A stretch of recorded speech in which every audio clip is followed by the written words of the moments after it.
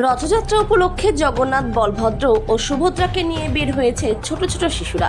রথযাত্রা উপলক্ষে সকল রাজ্যবাসীকে শুভেচ্ছা জানিয়েছে ত্রিপুরার মুখ্যমন্ত্রী থেকে শুরু করে পর্যটন মন্ত্রী সুশান্ত চৌধুরী। শুক্রবার রথযাত্রা গোটা দেশ ও রাজ্যের সাথে ত্রিপুরায়ও ভক্তিভরে পালন করা হচ্ছে রথযাত্রা উৎসব। এই রথযাত্রা উপলক্ষে সকল রাজ্যবাসীকে শুভেচ্ছা জানিয়েছে ত্রিপুরার মুখ্যমন্ত্রী ডাক্তার মানিক সাহা থেকে শুরু করে পর্যটন মন্ত্রী সুশান্ত চৌধুরী।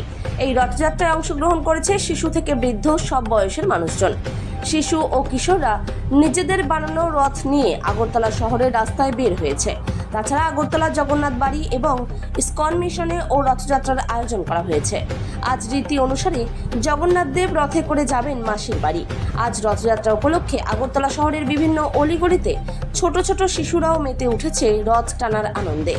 জগন্নাথ, বলরাম এবং সুভদ্রাকে নিয়ে ছোট্ট রথ পরিক্রমা করেছে আগরতলা শহরের বিভিন্ন প্রান্ত। এই ছোট্ট রথের দড়ি টান দিয়েছেন সকল মানুষজন।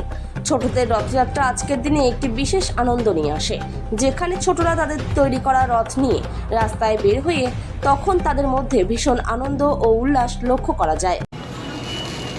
রথযাত্রা আমরা জানি জগন্নাথ দেবের পবিত্র রথযাত্রা, এবং সারা ভারতবর্ষের বাইরে যেখানেই ভারতীয়রা আছে তারা প্রত্যেকেই এই উৎসবে সামিল হয়েছে।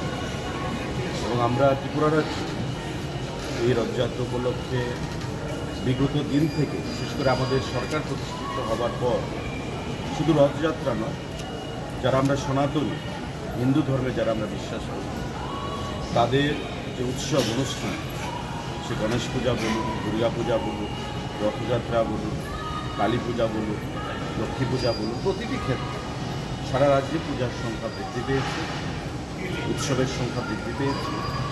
এবং সনাতনী চিন্তাধারায়, ভাবধারায় মানুষকে প্রভাবিত করার জন্য আমাদের সারা রাজ্যের একটা বিশেষ অংশের মানুষ এখানে উদ্বুদ্ধ হয়েছে। এই রথযাত্রা প্রভু জগন্নাথ দেবের রথযাত্রা। আমি সবাইকে, প্রতিটি রাজ্যের জনগণকে, প্রতিটি অংশের জনগণকে এই রথযাত্রা উপলক্ষে অনেক অনেক শুভেচ্ছা। প্রতি বছর কি বের হয়, কেমন লাগছে? আচ্ছা, এটা বানাতে কেমন খরচ হয়েছে? 300 টাকা খরচ। কতক্ষণ লেগেছে? একদিন লেগেছে। মানে প্রতি বছর কি আসো?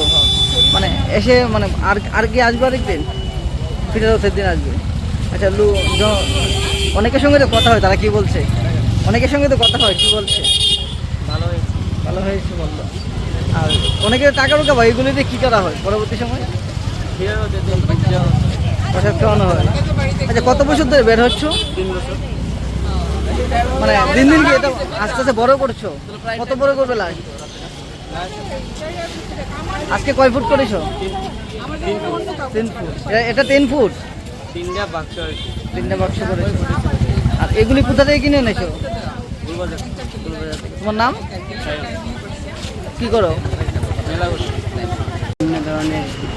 বিভিন্ন ধরনের জিনিস তৈরি করেছি। তারপর আমরা এখানে আচ্ছা, কি কি জিনিস লাগিয়েছে এটা বানিয়েছো? কাঠ, পেপার, ইয়ারিং, এইসব জিনিস তৈরি। কত টাকা খরচ হয়েছে? মিনিমাম 400 টাকা খরচ হয়েছে। তোমার বাড়ি কোথায়?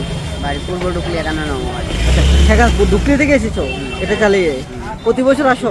প্রতি বছর এবার এসেছি। মানে কেমন লাগছে? ভালো লাগে। নাম কি? নাম সায়ন। কি কোন স্কুলে পড়ো? Doctor B Ambedkar Chowdhury. মানে কেমন লাগছে? স্কুলে বন্ধু বান্ধব তারা তো দেখেছে, হ্যাঁ। কি বলছে তারা? তারা বলছে তুই এখানে গিয়েছিস, খুব ভালো লেগেছে। আর বাড়ি থেকে মা বাবা কি বললো? বাড়ি থেকে মা বাবাকে বলে এসেছি। খুশি হয়েছে তো? মানে এই রোদের মধ্যে এসেছে, আবার রোদের মধ্যে চলে যাবে, পরিশ্রম লাগছে? না, লাগছে না? একবার বলো জয় জগন্নাথ। জয় জগন্নাথ।